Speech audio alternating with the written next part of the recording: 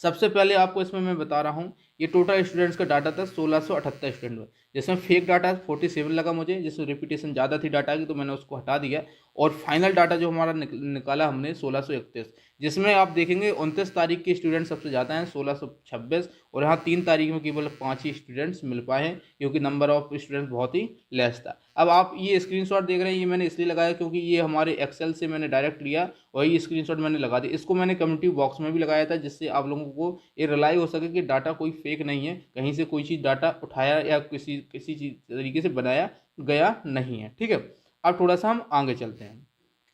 अब इसमें हमने आपको क्या किया, रिस्पेक्टिव कैटेगरीज वाइज हमने स्टूडेंट्स को बताया कि कितने स्टूडेंट्स किस कैटेगरी से हैं। अगर यूआर की बात करूँ 480 स्टूडेंट्स ने पार्टिसिपेट किया, और 412 ओबीसी के स्टूडेंट्स पार्टिसिपेट किया। ईडब्ल्यूएस ने 291 स्टूडेंट्स ने पार्टिसिपेट किया, एससी के 211, एसटी के 199, ओएच के 27, एचएच के 7 और वीएच के 4। लेकिन ईएसएम अदर के ने हमारे में कोई पार्टिसिपेशन नहीं किया, फिर भी मैं उनकी कट ऑफ बताऊंगा। टोटल आपके स्टूडेंट्स हैं 1631। ठीक है, अब चलते हैं आगे। अब एक ये जो आपको दिख रहा है यहाँ, मैंने जो दिखाया है आपको, जो स्कोर दिखाया है मैथ का, वो मैंने बेसिकली रेंज में दिखाया है, क्योंकि स्पेसिफिक अगर हर स्टूडेंट्स का अगर नंबर दिखाना लगता तो आपकी वीडियो भी 2-3 घंटे की हो जाती, और पॉसिबल नहीं था ये सब चीज़ें। तो मुझे जो अच्छा लगा, मैंने कहा इसको रेंज में ही दिखाना बहुत अच्छा है, तो मैंने इसे ग्राफ पर दिखाया है, आप लोग अच्छे से इसको देख लीजिए। अब यहाँ पे देखिए, मैंने कहा 90 से बिलो जितने भी स्टूडेंट्स का डाटा है उनका नंबर लिखा है, ये नंबर जो है वो 11 है। अगर 90 से 100 के बीच में अगर स्टूडेंट की बात करूं, ये स्टूडेंट 23 है। ठीक है, अगर वहीं बात करूं 100 से लेके 110 के बीच में स्टूडेंट्स हैं, वो आपके 24 है। ठीक है, अगर वहीं बात करूं 110 से 120 के बीच में आपके स्टूडेंट्स की बात करूं, तो ये आपके जो हैं वो है 57 स्टूडेंट्स हैं। ठीक है, थोड़ा सा और आगे चलते हैं। और अगर यहाँ देखेंगे 120 से 130 के बीच में जो स्टूडेंट्स हैं वो आपके हैं 659। और वहीं बात करूँ 130 से 140 के बीच में स्टूडेंट्स जो हैं वो 470 का डाटा आया। और 140 से 150 के बीच में बात करूँ तो वो डाटा है 161। और अगर वहीं बात करूँ 150 से 160 के बीच में जो डाटा है वो है 124 का। अगर थोड़ा सा और आगे चलते हैं, और ये जो डाटा है 160 से 170 के बीच में डाटा है हमारा 65। 70 से 180 के बीच में आपका डाटा है 45। और 180 से 90 के बीच में डाटा है 12 का। और 190 से 200 के बीच में डाटा है केवल 3 स्टूडेंट्स का। ठीक है, ध्यान रखिएगा। ठीक है, अब हम इसमें बताते हैं एवरेज स्कोर आपका कितना रहा है, और आप में इसमें टॉपर क्या है, वो टॉपर कितने हैं वो भी मैं आपको बता देता हूँ। यहाँ पे चलिए, ये देखिए मैथ का लिखा है, ये एवरेज स्कोर लिखा है 29 तारीख में। 30 तारीख में आपको कुछ यहाँ था ही नहीं डाटा मेरे पास, तो यहाँ जो एवरेज स्कोर जो स्टूडेंट्स का है 5 स्टूडेंट उसका निकला है 131.575 समथिंग, कुछ और रेशियो था, मैंने उसको हटा दिया। और यहाँ पहले इसका 142 आ रहा था, और यहाँ पे अगर देखूँ 129.50 यहाँ पे एवरेज मार्क्स रहा मैथ के अंदर। और जो टॉपर का स्कोर है मेरे में 190 पॉइंट समथिंग कुछ था, मैंने उसको 50 था शायद, मैंने उसको हटा दिया। 191 पॉइंट समथिंग था 200 में। और 190 के 2 स्टूडेंट्स थे, और 191 का एक स्टूडेंट था। ठीक है, तो ये आपका टॉपर हो गया मैथ का। अब इसी प्रकार चलते हैं हम इंग्लिश की तरफ। इंग्लिश में मैंने बिलो 110 किया है। ठीक है, 110 बिलो किया, क्योंकि इसमें एवरेज इंग्लिश में कम ही मार्क्स 100 के नीचे जाते हैं। तो 110 में हमने अपने डाटा में देखा कि 110 से नीचे स्टूडेंट थे ही नहीं, बहुत कम थे, तो मैंने उस हिसाब से डाटे को मैनेज कर लिया है। ठीक है, ये जो आपके स्टूडेंट हैं वो 14 स्टूडेंट्स आपके टोटल हैं। ठीक है, ध्यान रखिएगा इस बात को। ये आपके 17 स्टूडेंट्स हैं 110 के 120 के बीच में। और ये जो आपके स्टूडेंट्स हैं वो 68 है 120 से लेके 130 के बीच में। अगर वहीं बात करूँ 130 से 140 के बीच में स्टूडेंट जो वो हैं आपके 175 स्टूडेंट्स हैं, यहाँ पे 175 स्टूडेंट्स हैं आपके। अब थोड़ा सा और आगे चलते हैं। मैंने ये गलती इसमें ये कर दी, इसको यहाँ पे लिख देता तो आपको सही से दिखता, लेकिन अगली बार हम ऐसा करेंगे। 140 से 145 140 से 150 के बीच में आपके स्टूडेंट जो हैं वो 204 हैं। 150 से 160 के बीच में स्टूडेंट्स आपके 459 हैं। 160 से 170 के बीच में स्टूडेंट्स आपके 581 हैं। और 170 से 180 के बीच में स्टूडेंट्स आपके 73 हैं। ठीक है, थोड़ा सा और आगे चलते हैं।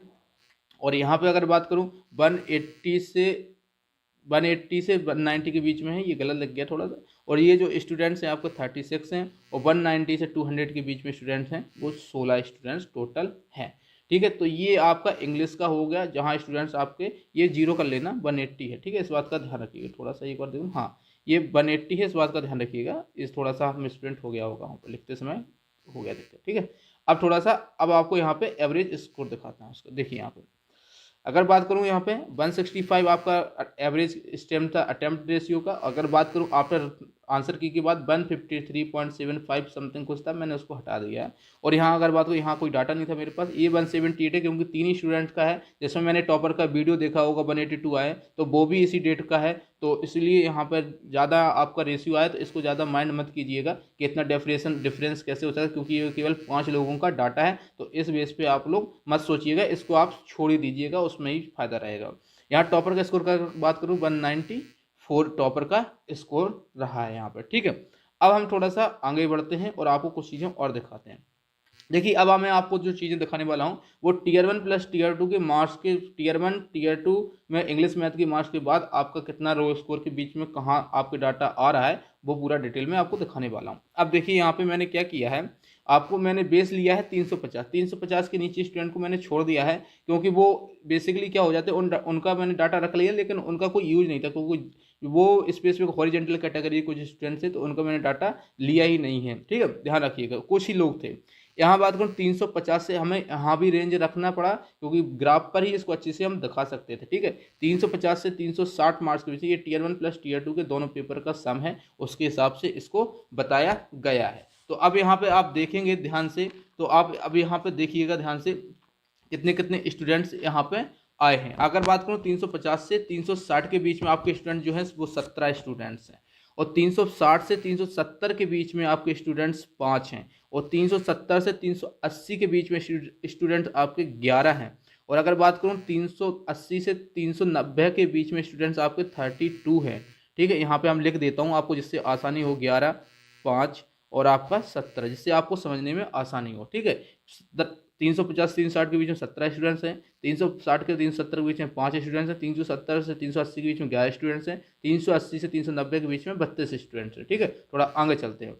अगर बात करूँ यहाँ पे 390 से 400 के बीच में बात करूँ तो 63 स्टूडेंट हैं। वहीं बात करूँ 400 से 410 के बीच में तो 78 स्टूडेंट हैं। अगर बात करूँ 410 से 420 के बीच में अगर बात करूँ तो 132 स्टूडेंट हैं। वहीं बात करूं अगर 420 से 430 के बीच में आपके तो 193 स्टूडेंट्स हैं। तो इसका आप स्क्रीनशॉट ले लीजिए, जिससे आप भी कुछ कट ऑफ निकालेंगे तो आपको भी कुछ रफ आइडिया लग ही जाएगा। इसका स्क्रीनशॉट आप लोग ले सकते हैं, ठीक है। अब थोड़ा सा हम आगे चलते हैं।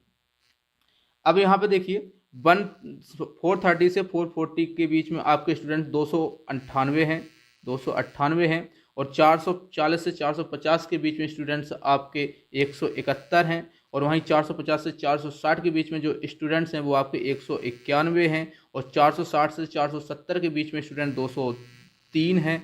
अब थोड़ा सा और आगे चलते हैं, इसको आप लोग देख लीजिएगा, थोड़ा सा और आगे चलते हैं।